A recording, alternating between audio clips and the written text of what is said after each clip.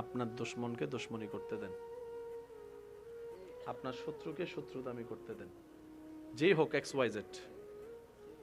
বিশ্বাস করেন, আপনি যদি দুশমনের দুশমনিতে শুকরিয়ার সাথে ধৈর্য ধরতে পারেন, আপনাকে সাপোর্ট আপনার রবই করবে। কিন্তু আপনি যখন চান তখন নয়, ওনার যখন ইচ্ছা তখন। ওনার সেই ইচ্ছাটা আসা পর্যন্ত, হুকুম আসা পর্যন্ত আপনাকে অপেক্ষা করতে হবে। দাঁত খিচে, মুখ বন্ধ করে, হাতটাকে এভাবে আটকায় রেখে বলবো না, কোনো উত্তর দিব না, কোনো জবান লপকুশাই করব না, মাথা আমার নিচু থাকবে, চোখ আমার নিচু থাকবে।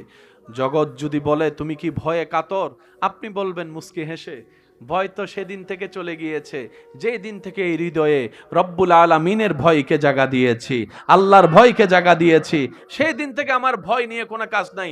আর যে দিন থেকে আমার অন্তর বিশ্বাস করা শুরু করেছে সবকিছুর খালিক মালিক আল্লাহ, আমি সেই আল্লাহর বান্দা, আল্লাহ আমার দিকে রহমতের নজর দিয়ে আছেন, সেদিন থেকে আর আমি ভবিষ্যৎ নিয়েও টেনশন করি না, অতীত নিয়েও ভাবি না, আমার জীবন তরি রবের নামে ছেড়ে দিয়েছি, আমিও টেনশন ফ্রি হয়ে গিয়েছি। বলেন সুবহান। করতে দেন, করতে দেন। মনোযোগ আছে ভাইয়া? করতে দেন আপনার দুশমনকে দুশমনি। তারা দুশমনি করে আগাক, আপনি ধৈর্য ধরে আগান। তারা ক্ষতি করে আগাক, আপনি উপকার করে এগুন।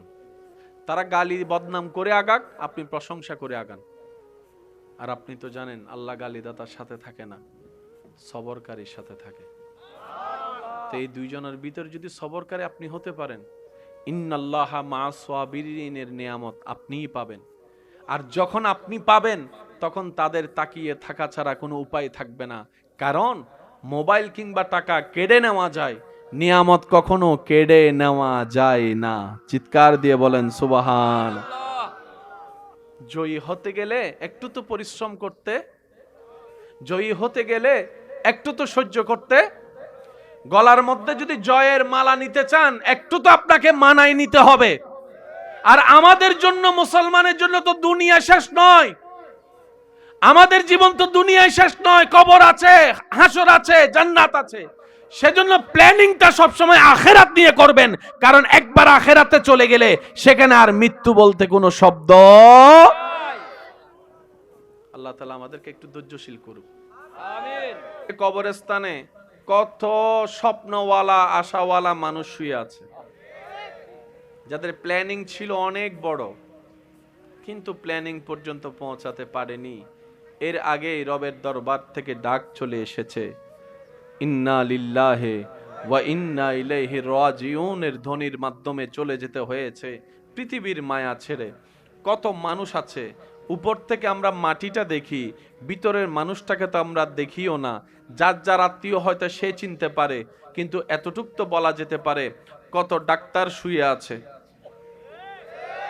কত চেয়ারম্যান শুয়ে আছে, কত প্রভাবশালী শুয়ে আছে, কত জমিদার শুয়ে আছে, কত টাকাওয়ালা শুয়ে আছে, কত স্বপ্নওয়ালা শুয়ে আছে। এই কবরস্থান, বিভিন্ন কবরস্থান, সর্ব কবরস্থান আমাদেরকে শিখাই দেয়, দেখছো আজকে নিজের চোখে যাহা, একদিন তুমি থাকবা সেই ঘরে। দেখে নাও, মন জোড়াইয়ে দেখে নাও, চোখ খুলে দেখে নাও। আজকে তুমি উপর থেকে মাটি দেখছো, একটা দিন সময় আসবে মাটির নিচ থেকে তুমি দুনিয়া দেখতে পাবে, দুনিয়া দেখতে পাবে। সেদিন আর অহংকারকারীর অহংকার থাকবে না, হিংসুকের হিংসার কোনো প্রভাব থাকবে না, সেদিন থাকবে না কোনো আমিত্ব, সেদিন থাকবে না কোনো প্রভাব, সেদিন চলবে না টাকা কিংবা ডলার রিয়ালের খেলা, সেদিন চলবে না কার কাছে কত বড়ি স্বর্ণ আছে সেই প্রভাব, সেদিন চলবে না সম্পত্তি কার কত বেশি, সেদিন চলবে ঈমান কতটুকু আছে কার কাছে আছে, নেক আমল কার কাছে কতটুকু আছে। কথা বলেন ঠিক কি না? আল্লাহ তাআলা আমাদের সবাইকে দুনিয়ার থেকে যাওয়ার আগে ঈমানের সাথে নেক আমলের ভরপুর একটা জীবন নিয়ে কবরে যাওয়ার তৌফিক দান করুক, বলি আমিন। দুনিয়াতে যতদিন বাঁচবেন মাথায় রাখবেন বিভিন্ন ধরনের মুসিবত কষ্ট আপনাকে পাকড়াও করবে, কিন্তু আপনার আমার এই জায়গায় মেইন বেস ভরসাটা কি জানেন? আমাদের একজন আল্লাহ তো আছে, সুবহানাল্লাহ। আমাদের যদি অভিভাবক না থাকতো আমরা যদি অভিভাবকহীন হতাম তাহলে না হয় মন খারাপের একটা হাজারটা কারণ আছে। এবার সত্যি করে বলেন, রিজিক দেওয়ার মালিক কে? আল্লাহ। আমরা বেশিরভাগ মানুষ রিজিক মানে মনে করি খাবার, না, আল্লাহর পক্ষ থেকে আপনার জন্য প্রত্যেকটা কল্যাণকর নিয়ামতের নামই হচ্ছে রিজিক। এই যে চোখে দেখতে পারা, এটাও রিজিকের অংশ। কথা বলতে পারা রিজিকের অংশ। কেউ যে কিছু বলছে আপনি শুনছেন, এটাও রিজিকের অংশ। শোনার পরে যে বুঝে আবার উত্তর দিয়েছেন, এটাও রিজিকের অংশ। ওই রকম একজন রাজ্জাক তো আমাদের আছে। এত বড় একজন মালিক থাকতে তো আপনার আমার টেনশন করার কোনো দরকার নাই। তো কেন আসে? মনে রাখবেন, বিপদ আপদ কষ্ট মুসিবত, ওয়ালা নাবলুয়ান্নাকুম বিশাইইন মিনাল খাউফি ওয়াল জুই ওয়া নাকসিন মিনাল আমওয়ালি ওয়াল আনফুসি ওয়াত থামারাত ওয়া বাশশিরিস সাবিরিন আল্লাযীনা ইযা আসাবাতহুম মুসিবা ক্বালু ইন্না লিল্লাহি ওয়া ইন্না ইলাইহি রাজিউন। সুবহানাল্লাহ। যতদিন নিঃশ্বাস থাকবে মাথা উঁচু করে বাঁচবেন, বুক ফুলায় চলবেন, কারণ আপনি রব্বুল আলামিনের বান্দা, নবী রাহমাতুল্লিল আলামিনের উম্মত। আপনার আমার নবী নবীদের সরতাজ, ইমামুল আম্বিয়া। আপনার আমার নবী মেরাজের দুলা। আপনার আমার নবী শাফাতের কান্ডারি। আপনার আমার নবী আল্লাহর ইয়াসিন নবী, মুজাম্মিল নবী, মুদ্দাসসির নবী। আপনি মাথা নিচু করে চলবেন কেন? মনে রাখবেন, আল্লাহ সাহায্য করে, কিন্তু আপনার আমার সময়ে করবে না, আল্লাহর যখন ইচ্ছা তখন করবে। আল্লাহ কখনো, আল্লাহর উপর ভরসাকারীকে কখনো আল্লাহ একা ছেড়ে দেয় না। সব সময় ধৈর্যের সাথে থাকবেন, মুখে হাসি রাখবেন, আলহামদুলিল্লাহ যেন জবানে থাকে। দেখবেন আপনার জয় কখনো কেউ আটকাতে পারবে না। চিৎকার দিয়ে বলেন সুবহানাল্লাহ। সব সৃষ্টি সুন্দর, মানুষ একটু বেশি সুন্দর। কোন মানুষকে রঙের কারণে, শরীরের অবয়বের কারণে কিংবা চেহারার কারণে জাস্টিফাই করে কখনো মন্তব্য করবেন না। কে কালো কে সুন্দর, যে পার্থক্যটা আপনি আমি চোখ দিয়ে করি, সেটা আসল পার্থক্য নয়। কারো গায়ের রং যদি কালো হয়, অর্থ কি জানেন? তার কালো রঙের দেখাটাই রবের পছন্দ বলে তাকে কালো রং দিয়েছেন। সুবহানাল্লাহ। কেউ যদি আপনাকে বলে তুই দেখতে এমন কেন, মুস্কি হেসে এতটুকু উত্তর দিবেন, আমার বানানেওয়ালার আমাকে যেইভাবে দেখতে সুন্দর লেগেছে, আমার রব আমাকে সেইভাবে সাজিয়ে দিয়েছে। সুবহানাল্লাহ। সত্যি করে একটা কথা বলেন, সবাই যদি লম্বা হইতো ভালো হইতো? সবাই যদি বাইট্য হইতো ভালো হইতো? আল্লাহ তাআলা মেজারমেন্ট করেছেন। এই পুরা পৃথিবীটাই হচ্ছে মেজারমেন্ট। মোরগ, এসব কথা কয় না, মোরগ প্রত্যেকটা কিছুতে ডবল ডবল। পুরুষ মাশাআল্লাহ, পুরুষ জমিন মাশাআল্লাহ। এটাকে আমার বিজ্ঞানের ভাইরা আরো ভালো করে বুঝবে, ব্যালেন্স করা। আল্লাহর প্রত্যেকটা সৃষ্টিতে ব্যালেন্স, এমনকি আপনার হাঁটাও ব্যালেন্স। আরেকবার যদি সুবহানাল্লাহ ছোট হয়, আমি কিন্তু ককটেল বোমা মাইরে দিব কইলে।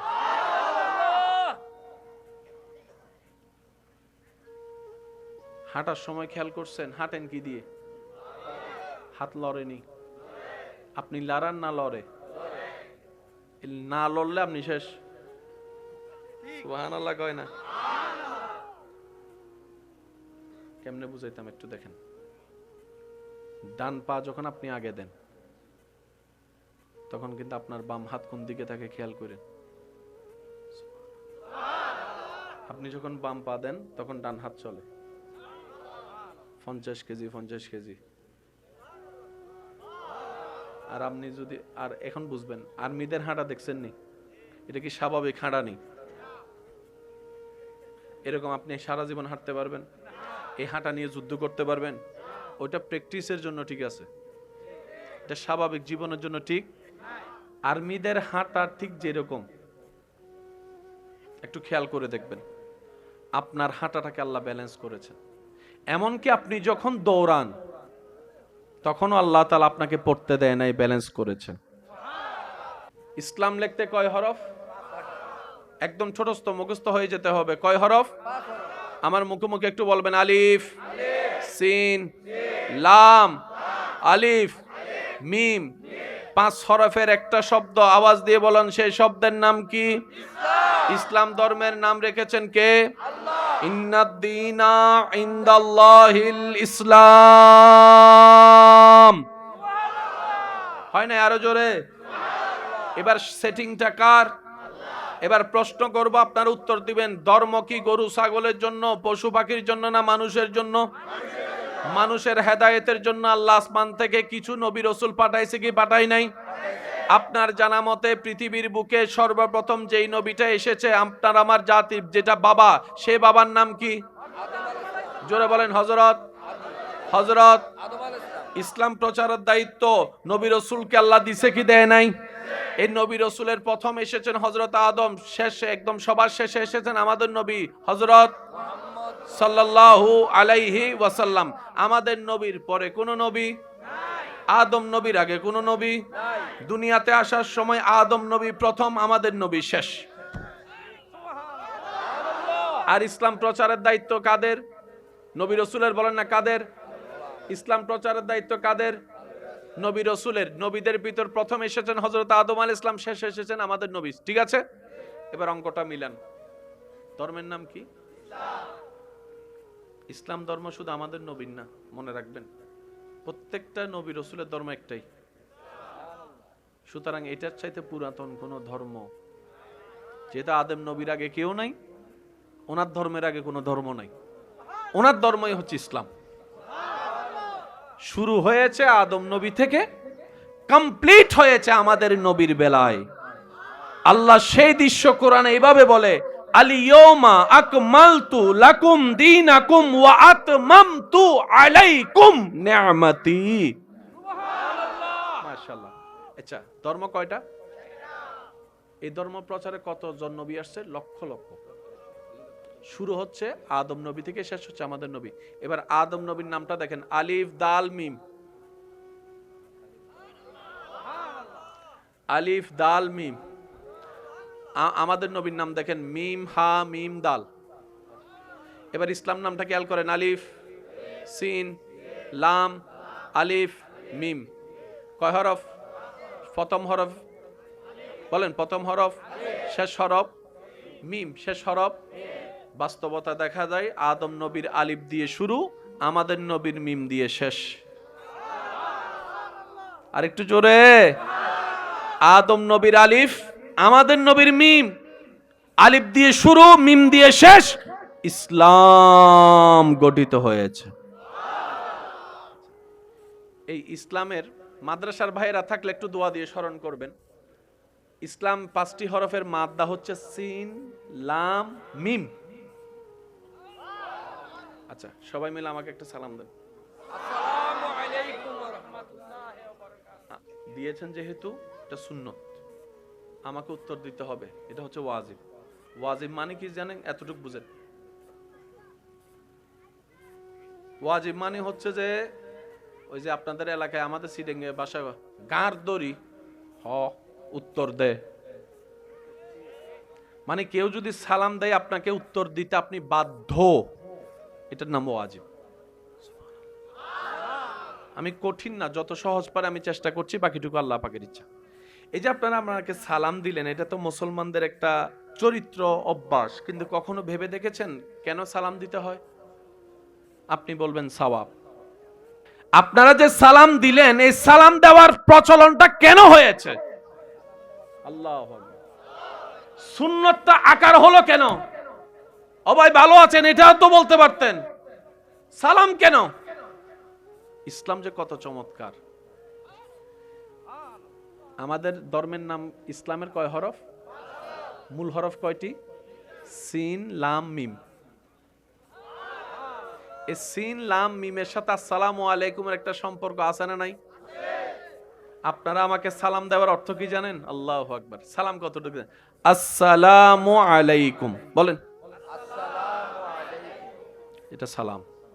এরপরের গুলা দোয়া। একটু যদি খেয়াল করেন, হাজারবার দিয়েছেন, একটু উলামায়ে কেরামের দোয়া নিয়ে। আসসালামু আলাইকুম এক পাঠ, ওয়া রাহমাতুল্লাহি ওয়া বারাকাতুহু।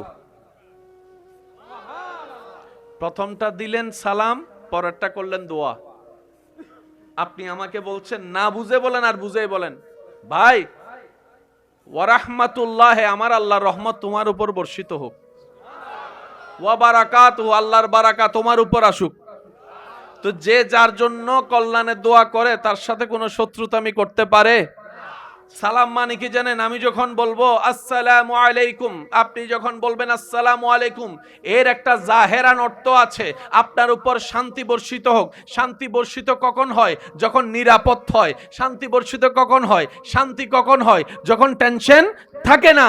অর্থাৎ আপনি আমাকে বললেন, ভাই এটা তো আপনার নিজস্ব কোনো বাড়ি নয়, আত্মীয়তা সম্পর্ক কেউ নাই, পরিচিত কেউ নাই, আপনি মেহমান হয়ে এসেছেন, আপনি আমাকে দেখে বললেন আসসালামু আলাইকুম, তার অর্থ হচ্ছে ভাই আপনার টেনশন করার দরকার নাই, আপনার মুসলমান ভাই এখানে আছি, আপনার সম্পূর্ণ নিরাপত্তার দায়িত্ব আমাদের নিয়ে নিলাম। এটার নাম সালাম। কেউ কাউকে যখন সালাম দেয় সে অর্থ মূলত বলে, ভাই তোর কোনো টেনশন, বলে না তোর কোনো টেনশন, তোকে কেউ বকা দিবে, তোকে কেউ মারবে, তোর কোনো ক্ষতি হবে, তোর সম্পদের ক্ষতি হবে, তোর টেনশন করার দরকার, আমরা আছি। আসসালামু আলাইকুম। বুঝতে পারছি? তাহলে সালাম মানে হচ্ছে যে ঝগড়া শেষ। সালাম মানে কি? সেজন্য প্রায় সময় আপনারা হাদিসে শুনেছেন, হয়তো খেয়াল করার সময় হয় নাই, দুই ভাইয়ের ঝগড়া হলে নবী বলেছে সালাম দাও। সালাম দিলে সম্পর্ক কি হয়? এটা কেন হয়? আপনি যখন সালামের অর্থ বুঝে সালাম দিবেন, এবং যাকে দিচ্ছেন সেও যখন অর্থ বুঝবে, তখন সে বলবে যে আমার কাছে তুই নিরাপদ, তোর কাছে ভাই আমি নিরাপদ। এখন একজন আরেকজনের কাছে নিরাপদ হলে আর কোনো মামলা, আওয়াজটা একটু বড় হবে, আর কোনো ঝামেলা, আর কোনো দ্বন্দ্ব, যেখানে দ্বন্দ্ব ঝগড়া ঝামেলা নাই সেখানেই শান্তি, যেখানে শান্তি সেখানেই ইসলাম। অঙ্ক কি বুঝে আসছে? একটু কথা বলতে হবে, অঙ্ক কি বুঝে আসছে? তাহলে আমরা যখনই সালাম দিব তখনই শুধু দোয়ার নিয়ত করব না, সাথে সাথে এটাও বলবো আমার পক্ষ থেকে আমার ইমানি ভাইকে আমি নিরাপত্তা ঘোষণা করে দিলাম। বলেন সুবহানাল্লাহ। এবার দ্বিতীয় নম্বর কথাটা মাথায় রাখবেন, ইসলামে অনেকগুলো যুদ্ধ হয়েছে। ভাইয়া বলেন, বদরের যুদ্ধ, উহুদের যুদ্ধ, বিভিন্ন যুদ্ধ হয়েছে না? আজীবন মাথায় রাখবেন, আমাদের নবীর পক্ষ থেকে কোনো যুদ্ধ অ্যালাউন্স হয়নি।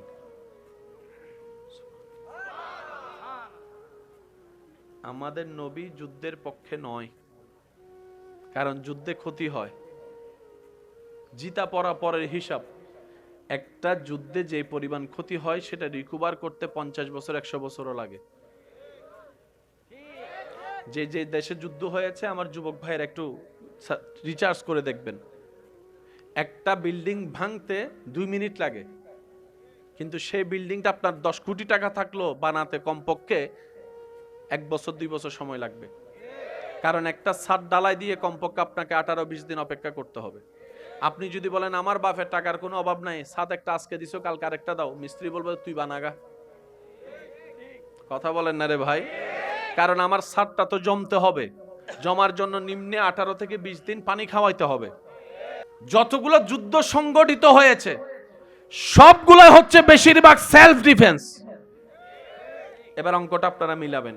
ইসলামের প্রথম যুদ্ধের নাম কি? বদরের যুদ্ধ। বলেন তো সবাই, বদরের যুদ্ধ। বদরের যুদ্ধ যারা আপনারা বদরের ময়দানে গিয়েছেন তারা জানেন এটা কি মক্কা থেকে কাছে না মদিনা থেকে কাছে? বদরের ময়দানটা কি মক্কা থেকে কাছে না মদিনা থেকে? আওয়াজটা আর একটু বড় দেন। মদিনা থেকে কাছে। রমজান মাস ছিল, রমজান মাসে তো ছোট্ট বাচ্চাও ঝগড়া করে না। কেউ যদি কিছু বলে তখন সে বলে যে ভাই আমি রোজাদার, তোর সাথে ঝগড়া করতে পারবো, গালাগালি করতে পারবো, যা হবে ইফতারের। এইবার আবু জাহেল বাহিনী মক্কা থেকে জিত করে বাইরে গেছে। তার প্ল্যানিং ছিল আমাদের নবীকে যদি মক্কায় টিকতে না দেয়, নবীর কোনো অস্তিত্ব থাকবে না। বান্দার প্ল্যানিং যখন এটা হয়, বান্দা যখন ধৈর্য ধরে, তখন রব্বুল আলামিন নিজে প্ল্যানিং সাজায় দেয়। আবু জাহেলের থিওরি ছিল মক্কা হচ্ছে বেস, মক্কায় যদি কিছু করতে না পারে উনি আর কোথাও কিছু করতে পারবে। আল্লাহ পাক বলে, আবু জাহেল তোর প্ল্যানিং নিয়ে তুই থাক, আমার নবীর আমি মদিনায় এখান থেকে ইসলামের আলো ছড়াই দিব। সুবহান। এখন আবু জাহেল যখন দেখে হাজার চাপার পরও নবীজিকে চাপাই রাখতে পারে না, হাজার বাঁধা দেওয়ার পরও আটকায় রাখতে পারে না, দিন দিন খবর আসে অমুক মুসলমান হয়েছে, 5 জন হয়েছে, 10 জন হয়েছে, 20 জন হয়েছে, তো ইগো প্রবলেম বেশি। আবু জাহেলে সাথে সাথে একটা মিটিং ডাকছে বড় বড় নেতাদেরকে নিয়ে। আবু জাহেলে বলে, তোরা যাইলে যা, না যাইলে নাই, আমি কিন্তু যাইতেছি। কোথায় যাচ্ছস? কয় আব্দুল্লাহর ছেলেকে আমি যেমনে হোক হত্যা করব। আরবের মাথায় রাখবেন, কাফেরদের যত টপ লেভেলের যোদ্ধা আছে সবাইকে ডাকছে, টপ লেভেলের তরোয়ার সব আনছে, টপ লেভেলের যত কিছু আছে সব কিছু নিয়ে মক্কা থেকে রওনা দিয়ে দিছে। নবীজির কাছে খবর আসছে। আমাদের একটা ধর্ম আছে, সে ধর্মের নাম আজকে আমি বলবো ছোট ছোট, আমার যুবক ভাইরা বলবেন জোরে জোরে, পারবে ইনশাআল্লাহ? মাশাআল্লাহ, আরেকটু জোরে, পারবে ইনশাআল্লাহ? আমাদের একটা ধর্ম আছে, ধর্মের নাম ইসলাম। এই ইসলাম লিখতে মোট 5টি হরফ, আলিফ, সিন, লাম, আলিফ, মিম। যদি কষ্ট না হয়, আলিফ, সিন, লাম, আলিফ, মিম, 5 হরফের সমন্বয়ে একটা শব্দ গঠিত, সেই শব্দটাই ধর্মের নামে উদ্ভাসিত। আর সে ধর্মের নামকরণ করেছেন স্বয়ং রব্বুল আলামিন নিজেই। তা আমাদের ধর্মের নাম ইসলাম হলো কেন? অন্য নামও তো হতে পারত। আজকে একটা কথা মাথায় রাখবেন, আল্লাহ তাআলার প্রত্যেকটা কাজে নিখুঁত কিছু কারণ থাকে, কারণ ছাড়া আল্লাহ কোনো কিছুই করে না। সুবহানাল্লাহ বলেন। ব্যাকটেরিয়া কেউ পছন্দ করে, কিন্তু আপনি জানেন ব্যাকটেরিয়া যদি আপনার শরীরে না থাকে আপনি বাঁচতেও পারবেন না। এই ব্যাকটেরিয়া কেউ টাকা দিয়ে কিনবে? একটু জোরে বলেন না, কিনবে? কিন্তু এই ব্যাকটেরিয়া যদি আপনার শরীরে না থাকে, আপনার শরীরের আর ব্যালেন্স ঠিক থাকবে না। ওই যে ছোট্ট ছোট্ট ব্যাকটেরিয়া যা চোখে দেখা যায় না, খালি চোখে, যেটা অণুবীক্ষণ যন্ত্র দিয়ে দেখতে হয়, সেই ব্যাকটেরিয়া আল্লাহ কারণ দিয়ে বানিয়েছেন। হাত ময়লা হলে, নোংরা হলে, জীবাণুযুক্ত হলে আমরা জানি কি দিয়ে ধুই? বলেন না, কি দিয়ে? সাবান দিয়ে ধুই কিংবা হ্যান্ড ওয়াশ দিয়ে ধুই, ঠিক না? করোনাকালীন সময়ে সেটা বারবার দেখা গিয়েছে। আচ্ছা সত্যি করে বলেন তো, আপনি যে হ্যান্ড ওয়াশ দিয়ে হাত ধুয়েছেন 100-এ 100 হয়েছে? হয় নাই। আচ্ছা আপনি হাত ধুইলেন, কল বন্ধ করবেন না? তা আবার লেগে গেছে তো। বুঝাতে পারছি? ওয়াশরুমের সিটকিরি খুলবেন না? যে তাওল দিয়ে আপনি মুখ মুছতেছেন, সে তাওল আরো কয়েকজনের মুখ মুছছে। সারাদিন আমরা যে খাবারগুলা খাই বেশিরভাগ কি ভালো নাকি ভেজাল? এই বডিটা আল্লাহ বানাইছে বলে এই ভেজালের ভিতরে এখনো টিকে আছে। সুবহানাল্লাহ কয় না? আমাদের অক্সিজেনও ভেজাল, পানি তো, কথা কয় না, খাবারে, তরকারিতে, খাবারে, বার্গারে, পিজ্জায়, ফুচকায়, চটপটি, হাজার ভেজাল ঢুকার পরও যে এখন আপনি টিকে আছেন, শুধু একমাত্র বডিটা আল্লাহ বানাইছে বলে। এটা যদি মেড ইন জাপানি হইতো, মেড ইন জাপানি কয় বছর যায়? বেশি দূর 15 থেকে 20 বছর, এরপর আগের মতো আর থাকে? আর আমগো যত বুড়া হয় তখনও চলে। অনেক 70-80 বছরের বুড়া তো বিয়েও করে, কিছু করে না মনে আসেনি আসেনি।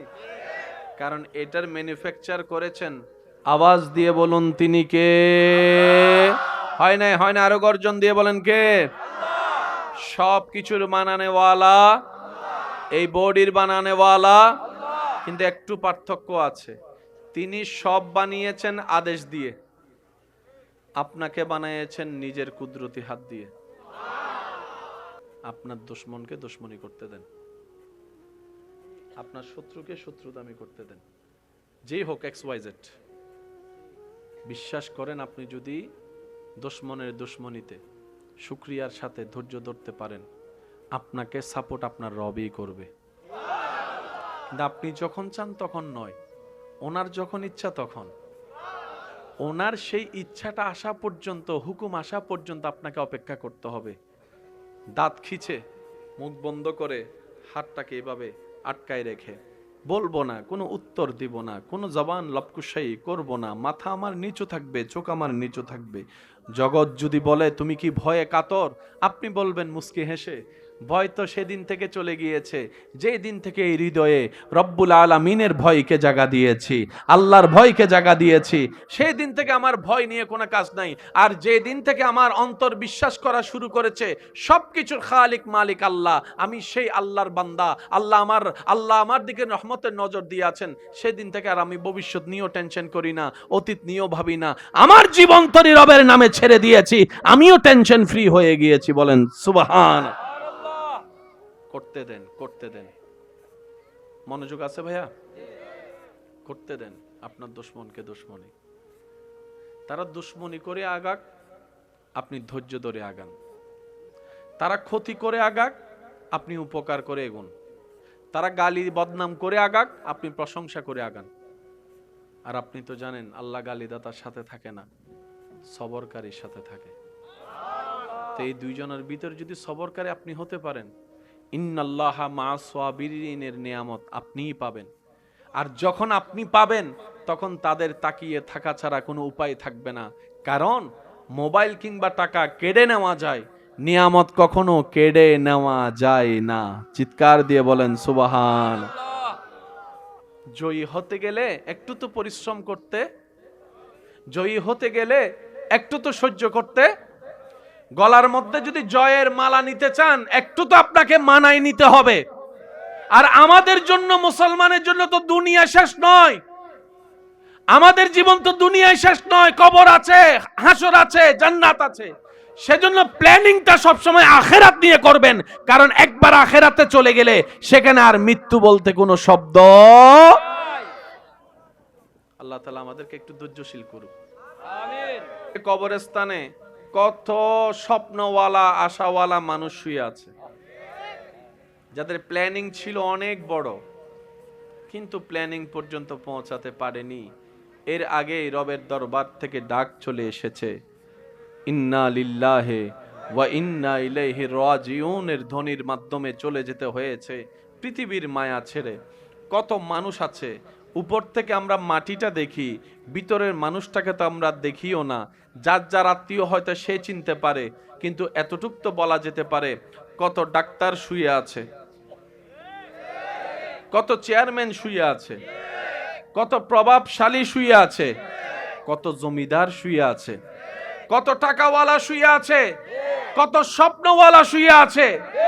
এই কবরস্থান, বিভিন্ন কবরস্থান, সর্ব কবরস্থান আমাদেরকে শিখাই দেয়, দেখছো আজকে নিজের চোখে যাহা, একদিন তুমি থাকবা সেই ঘরে।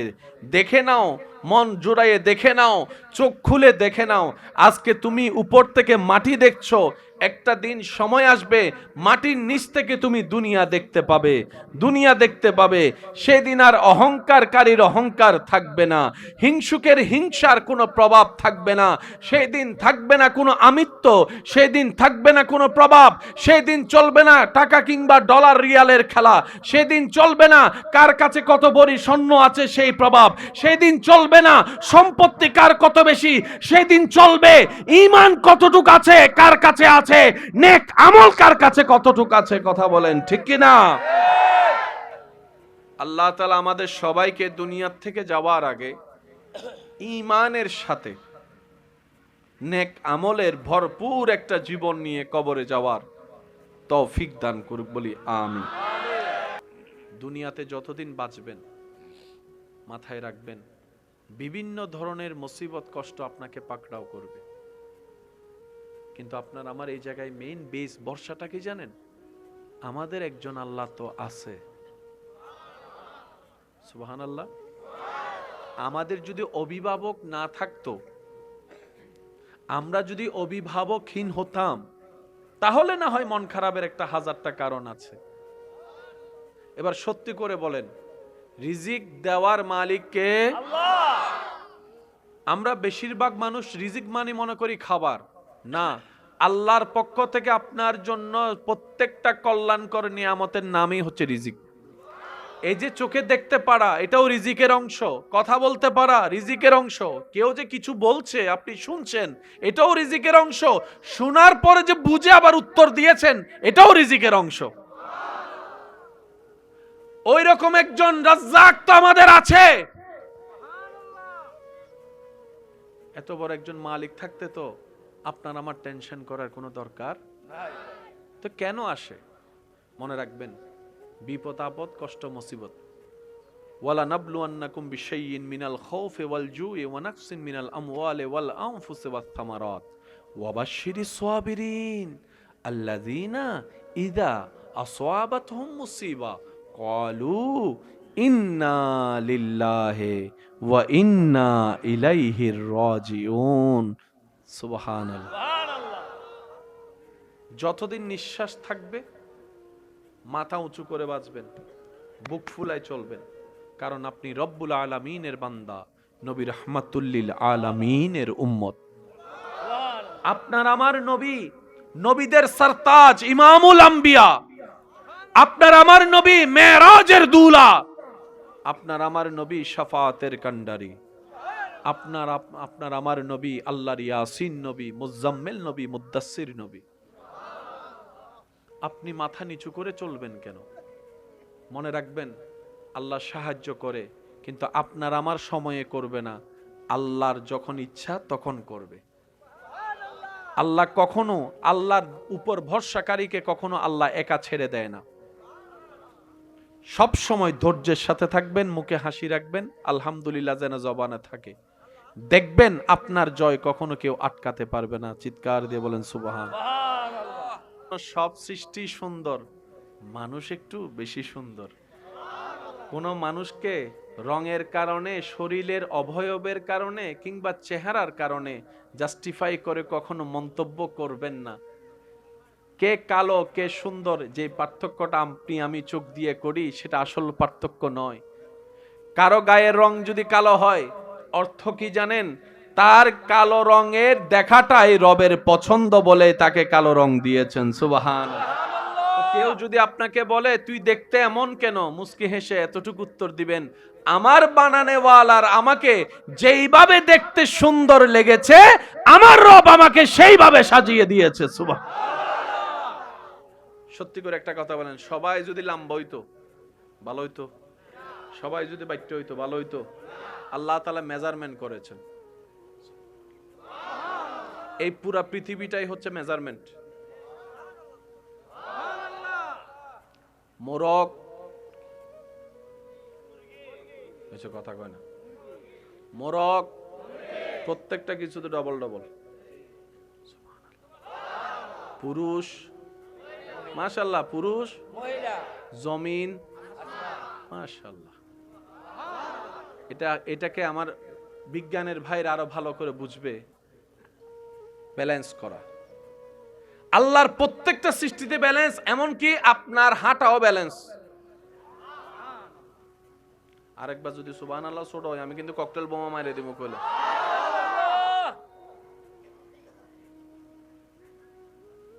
হাঁটার সময় খেয়াল করছেন হাঁটেন কি দিয়ে? হাত লড়েনি। আপনি লড়ান না লড়ে? না লড়লে আপনি শেষ। সুবহানাল্লাহ কয় না?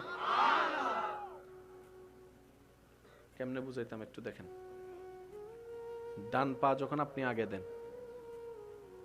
তখন কিন্তু আপনার বাম হাত কোন দিকে থাকে খেয়াল করেন।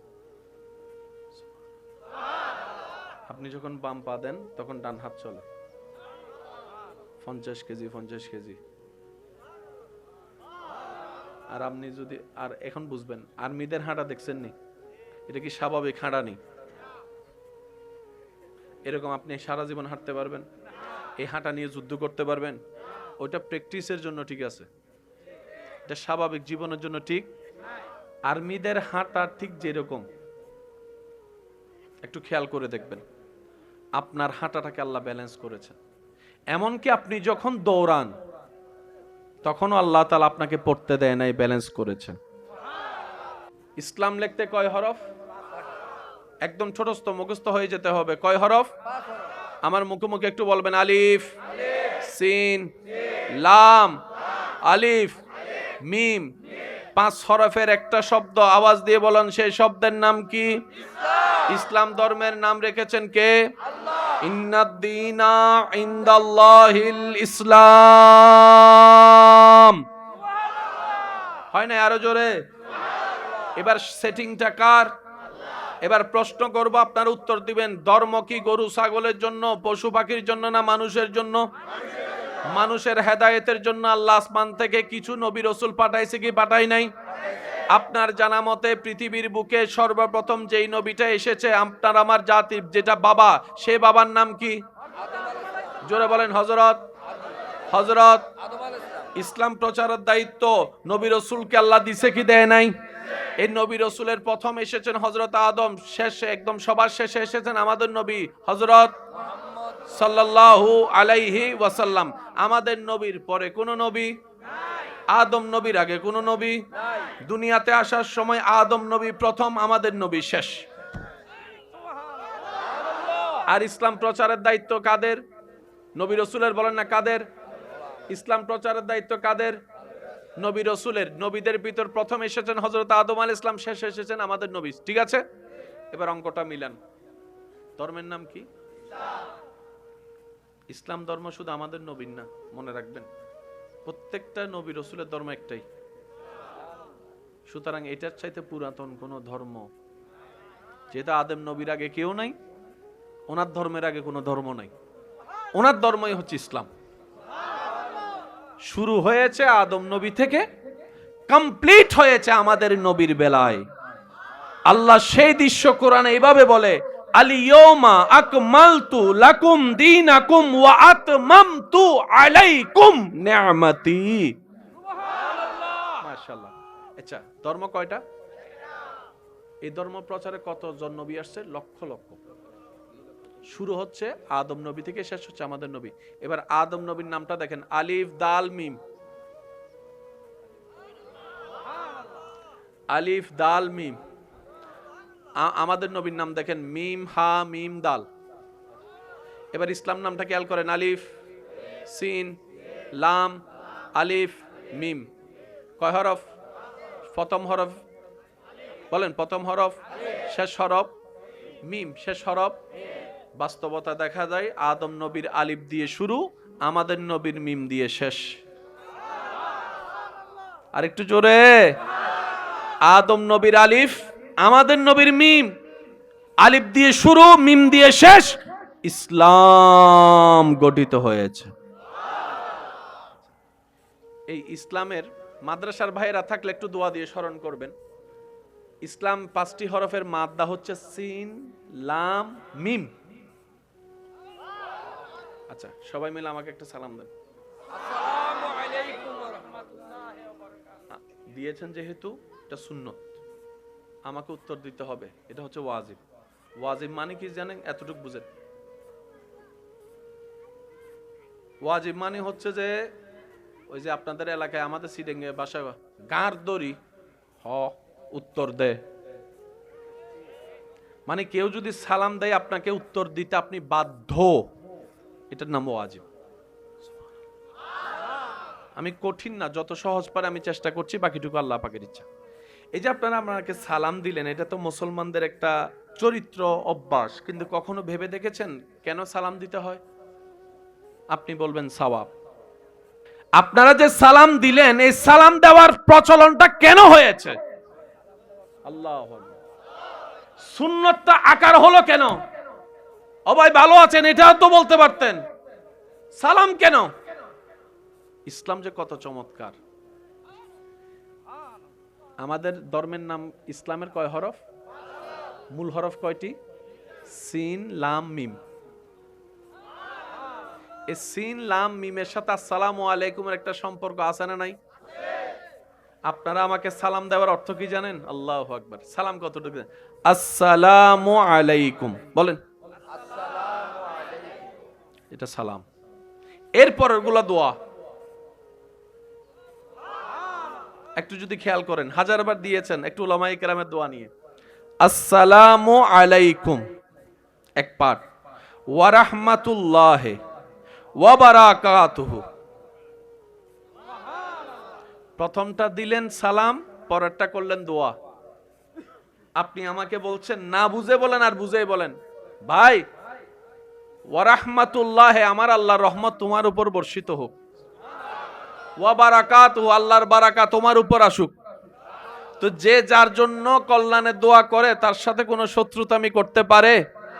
সালাম মানে কি জানেন? আমি যখন বলবো আসসালামু আলাইকুম, আপনি যখন বলবেন আসসালামু আলাইকুম, এর একটা জাহেরান অর্থ আছে, আপনার উপর শান্তি বর্ষিত হোক। শান্তি বর্ষিত কখন হয়? যখন নিরাপদ হয়। শান্তি বর্ষিত কখন হয়? শান্তি কখন হয়? যখন টেনশন থাকে না।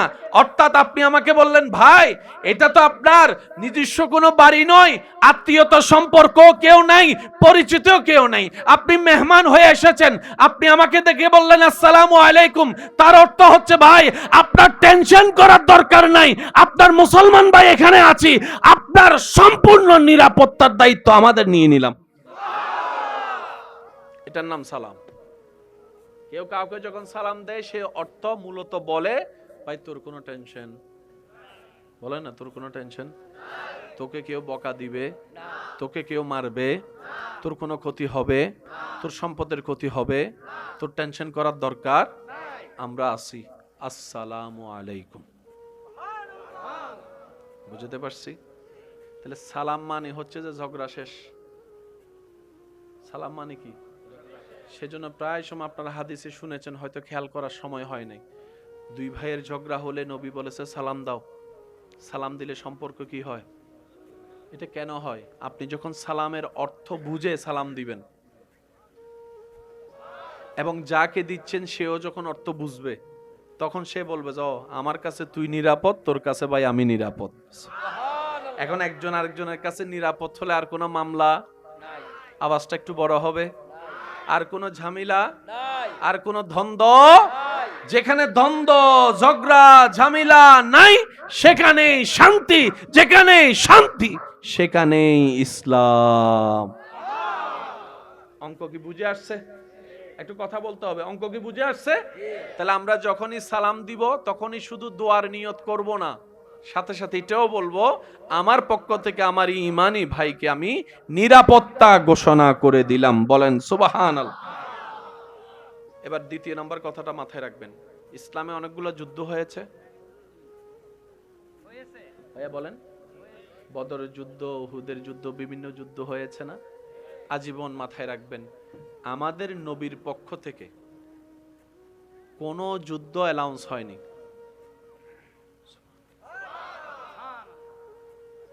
আমাদের নবী যুদ্ধের পক্ষে নয়, কারণ যুদ্ধে ক্ষতি হয়, জিতা পরা পরের হিসাব। একটা যুদ্ধে যে পরিমাণ ক্ষতি হয় সেটা রিকভার করতে 50 বছর 100 বছরও লাগে। যে যে দেশে যুদ্ধ হয়েছে আমার যুবক ভাইয়ের একটু রিচার্জ করে দেখবেন, একটা বিল্ডিং ভাঙতে 2 মিনিট লাগে, কিন্তু সেই বিল্ডিংটা আপনার 10 কোটি টাকা থাকলো বানাতে কমপক্ষে 1 বছর 2 বছর সময় লাগবে, কারণ একটা ছাদ ডালাই দিয়ে কমপক্ষে আপনাকে 18-20 দিন অপেক্ষা করতে হবে। আপনি যদি বলেন আমার বাপের টাকার কোনো অভাব নাই, ছাদ একটা আজকে দিছো কালকে আরেকটা দাও, মিস্ত্রি বলবে তুই বানাগা। কথা বলেন না রে ভাই? কারণ আমার ছাদটা তো জমতে হবে, জমার জন্য নিম্নে 18 থেকে 20 দিন পানি খাওয়াইতে হবে। যতগুলো যুদ্ধ সংগঠিত হয়েছে সবগুলো হচ্ছে বেশিরভাগ সেলফ ডিফেন্স। এবার অঙ্কটা আপনারা মিলাবেন। ইসলামের প্রথম যুদ্ধের নাম কি? বদরের যুদ্ধ। বলেন তো সবাই, বদরের যুদ্ধ। বদরের যুদ্ধ যারা আপনারা বদরের ময়দানে গিয়েছেন তারা জানেন এটা কি মক্কা থেকে কাছে না মদিনা থেকে কাছে? বদরের ময়দানটা কি মক্কা থেকে কাছে না মদিনা থেকে? আওয়াজটা আর একটু বড় দেন। মদিনা থেকে কাছে। রমজান মাস ছিল, রমজান মাসে তো ছোট্ট বাচ্চাও ঝগড়া করে না। কেউ যদি কিছু বলে তখন সে বলে যে ভাই আমি রোজাদার, তোর সাথে ঝগড়া করতে পারবো, গালাগালি করতে পারবো, যা হবে ইফতারের। এইবার আবু জাহেল বাহিনী মক্কা থেকে জিত করে বাইরে গেছে। তার প্ল্যানিং ছিল আমাদের নবীকে যদি মক্কায় টিকতে না দেয় নবীর কোনো অস্তিত্ব থাকবে না। বান্দার প্ল্যানিং যখন এটা হয়, বান্দা যখন ধৈর্য ধরে তখন রব্বুল আলামিন নিজে প্ল্যানিং সাজায় দেয়। আবু জাহেলের থিওরি ছিল মক্কা হচ্ছে বেস, মক্কায় যদি কিছু করতে না পারে উনি আর কোথাও কিছু করতে পারবে। আল্লাহ পাক বলে আবু জাহেল তোর প্ল্যানিং নিয়ে তুই থাক, আমার নবীর আমি মদিনায় এখান থেকে ইসলামের আলো ছড়াই দিব। সুবহান। এখন আবু জাহেল যখন দেখে হাজার চাপার পরও নবীজিকে চাপাই রাখতে পারে না, হাজার বাঁধা দেওয়ার পরও আটকায় রাখতে পারে না, দিন দিন খবর আসে অমুক মুসলমান হয়েছে, 5 জন হয়েছে, 10 জন হয়েছে, 20 জন হয়েছে, তো ইগো প্রবলেম বেশি। আবু জাহেলে সাথে সাথে একটা মিটিং ডাকছে বড় বড় নেতাদেরকে নিয়ে। আবু জাহেলে বলে তোরা যাইলে যা, না যাইলে নাই, আমি কিন্তু যাইতেছি। কোথায় যাচ্ছস? কয় আব্দুল্লাহর ছেলেকে আমি যেমনে হোক হত্যা করব। আরবের মাথায় রাখবেন, কাফেরদের যত টপ লেভেলের যোদ্ধা আছে সবাইকে ডাকছে, টপ লেভেলের তরোয়ার সব আনছে, টপ লেভেলের যত কিছু আছে সব কিছু নিয়ে মক্কা থেকে রওনা দিয়ে দিছে। নবীজির কাছে খবর আসছে। আমাদের একটা ধর্ম আছে, সে ধর্মের নাম আজকে আমি বলবো ছোট ছোট, আমার যুবক ভাইরা বলবেন জোরে জোরে, পারবে ইনশাআল্লাহ? মাশাআল্লাহ, আরেকটু জোরে, পারবে ইনশাআল্লাহ? আমাদের একটা ধর্ম আছে, ধর্মের নাম ইসলাম। এই ইসলাম লিখতে মোট 5টি হরফ, আলিফ, সিন, লাম, আলিফ, মিম। যদি কষ্ট না হয়, আলিফ, সিন, লাম, আলিফ, মিম, 5 হরফের সমন্বয়ে একটা শব্দ গঠিত। সেই শব্দটাই ধর্মের নামে উদ্ভাসিত, আর সেই ধর্মের নামকরণ করেছেন স্বয়ং রব্বুল আলামিন নিজেই। আমাদের ধর্মের নাম ইসলাম হলো কেন? অন্য নামও তো হতে পারত। আজকে একটা কথা মাথায় রাখবেন, আল্লাহ তাআলার প্রত্যেকটা কাজে নিখুঁত কিছু কারণ থাকে, কারণ ছাড়া আল্লাহ কোনো কিছুই করে না। সুবহানাল্লাহ বলেন। ব্যাকটেরিয়া কেউ পছন্দ করে, কিন্তু আপনি জানেন ব্যাকটেরিয়া যদি আপনার শরীরে না থাকে আপনি বাঁচতেও পারবেন না। এই ব্যাকটেরিয়া কেউ টাকা দিয়ে কিনবে? একটু জোরে বলেন না, কিনবে? কিন্তু এই ব্যাকটেরিয়া যদি আপনার শরীরে না থাকে আপনার শরীরের আর ব্যালেন্স ঠিক থাকবে না। ওই যে ছোট্ট ছোট্ট ব্যাকটেরিয়া যা চোখে দেখা যায় না, খালি চোখে, যেটা অণুবীক্ষণ যন্ত্র দিয়ে দেখতে হয়, সেই ব্যাকটেরিয়া আল্লাহ কারণ দিয়ে বানিয়েছেন। হাত ময়লা হইলে, নোংরা হলে, জীবাণুযুক্ত হলে আমরা জানি কি দিয়ে ধুই? বলেন না, কি দিয়ে? সাবান দিয়ে ধুই কিংবা হ্যান্ড ওয়াশ দিয়ে ধুই, ঠিক না? করোনাকালীন সময়ে সেটা বারবার দেখা গিয়েছে। আচ্ছা সত্যি করে বলেন তো, আপনি যে হ্যান্ড ওয়াশ দিয়ে হাত ধুয়েছেন 100-এ 100 হয়েছে? হয় নাই। আচ্ছা আপনি হাত ধুইলেন, কল বন্ধ করবেন না? তা আবার লাগে গেছে তো। বুঝাতে পারছি? ওয়াশরুমের সিটকিরি খুলবেন না? যে তাওল দিয়ে আপনি মুখ মুছতেছেন সে তাওল আরো কয়জনের মুখ মুছছে? সারাদিন আমরা যে খাবারগুলা খাই বেশিরভাগ কি ভালো নাকি ভেজাল? এই বডিটা আল্লাহ বানাইছে বলে এই ভেজালের ভিতরে এখনো টিকে আছে। সুবহানাল্লাহ কয় না?